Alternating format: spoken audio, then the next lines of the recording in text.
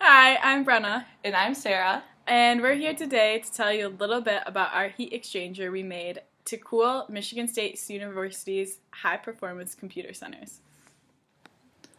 Michigan State has a reservoir of water that has a uniform flow rate of 10 million gallons per day, and we were instructed to design a heat exchanger to use this water to cool down the high performance computers at Michigan State because they generate about 1 million watts of thermal energy. To design this project, we used the Aspen One software to model a shell and tube heat exchanger. We originally designed our tube to be exactly 25 feet long. However, Aspen One didn't take this nicely. An error came about where we had to create a sectioned off tube of 4 different sections at 5 feet long each. Now that this problem was fixed, we were able to create our tubes in a triangular pattern made out of carbon steel with a smooth surface. We also were able to design the shells. These shells were made in a 5 series with a 14-inch inner diameter. A few more design parameters we added were 2 baffles with a spacing center to center of 3 inches.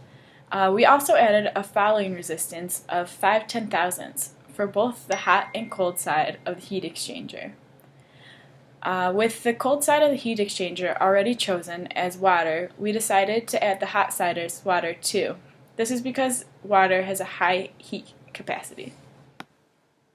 We designed our heat exchanger to have a mass flow rate of 44 kilograms per second for both the hot and cold side of the heat exchanger.